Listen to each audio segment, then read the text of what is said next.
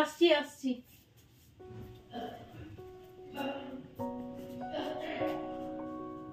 আসো আসো আসো আসো।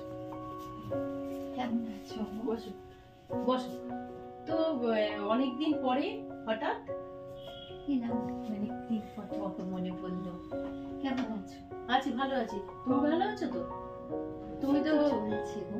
ছেলে বউ, নতুন বৌমা এসছে, ছেলে বিয়ে দিয়েছো, খুব ভালোই তো আছো না সবাইকে নিয়ে? ভালোই আছি। বৌমা তো খুব ভালোই হয়েছে না? যাক, বসো। কি আর বলি বলো, প্রথম দিকে তো ভালোই ছিল জানো, এই হঠাৎ করে কি হলো বুঝতেও পারলাম না। এখন দেখি কেস টেস করে চলে গেছে। কেস করেছে? হ্যাঁ, কেন? কি জানি না।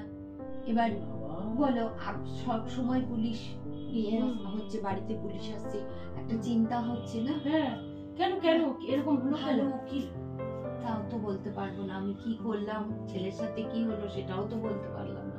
বলতে পারছি তো না। একটা মেয়েদের এইসব মানে একটা বিজনেস হয়ে দাঁড়িয়েছে। এটা তো সত্যি কথা যে বোঝাও তো যায় না, বলো না, কত ভালো ব্যবহার করলো প্রথম খুব ভালো ইয়ে দেখালো যে হ্যাঁ আমি আমার খুব ভালো।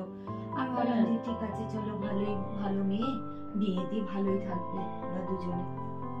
হঠাৎ করে কি হলো বুঝতেও পারলাম না। ও আজকাল এরকম হচ্ছেই।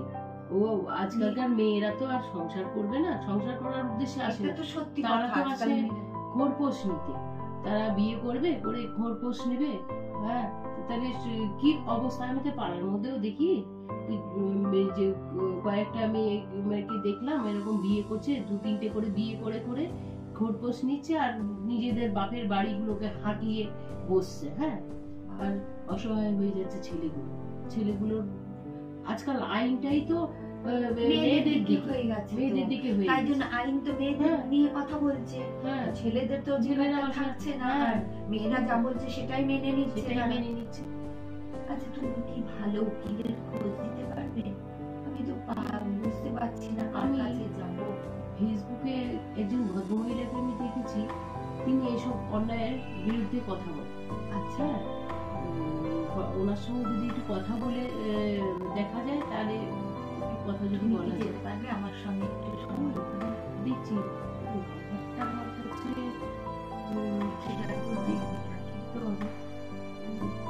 ঠিক আছে, আমি তোমাকে নিয়ে আমি যাবো। ঠিক আছে, আমার খুব ভালো হয় একটু যদি যাও। হ্যাঁ একদম যাবো। যা হচ্ছে মেয়েরা তো একেবারে মানে ছেলে মেয়ে সবাই বলে ছেলে মেয়ে সমান সমান, কিন্তু দেখো মেয়েদের ইয়েটাই বেশি হয়ে যাচ্ছে। আর ছেলেরা তো মানে ইয়েই পাচ্ছে না, মিথ্যে সবকিছু। মেয়েরা ছেলেরা তো সমান বলছে সমান, কিন্তু মেয়েরাই তো খোরপোশ নিচ্ছে ছেলেদের বিয়ে করে, মেয়েদের দিকে আইনটার সুযোগ নিচ্ছে। এবার দেখো, যদি ছেলে মেয়ে সমান সমান না হয় এই সমাজে, তাহলে ছেলেদের অধিকারটা থাকবে কি করে? মেয়েদেরই তো অধিকার, তাহলে তো দুজনে সমান হচ্ছে না। তারা যদি মেয়েরা যদি খোরপোশই নেবে তাহলে ছেলেদের সঙ্গে সমান হচ্ছে কি? সমান করেও সেটা তো হচ্ছে না। ঠিক আছে তুমি চিন্তা করো না। ঠিক আছে, আমরা ওই দিদির সঙ্গে গিয়ে দেখা করবো। হ্যাঁ, তাহলে খুব ভালো হয় একটু যদি আমার সঙ্গে যাও। হ্যাঁ, আমি সত্যি খুব অশান্তিতে আছি, আর ভালো লাগছে। তুই বুঝতেই পারছি। তোমার ছেলে, তুমিও তো মেয়ে দেখছিলে। হ্যাঁ, দেখছিলাম। দেখি পছন্দ না, দেখাশোনা তো চলছে, দেখি তারপরে কি হয় আর কি। ঠিক তো, মেয়েরা যদি মেয়েদের ক্ষমতার সুযোগ নিতে থাকে তাহলে ছেলে মেয়ের মধ্যে সমতা তো কোনোদিনই আসবে না। এই সমাজে তাহলে সমতা ফিরবেই না, মেয়েরাই উপরে থাকবে।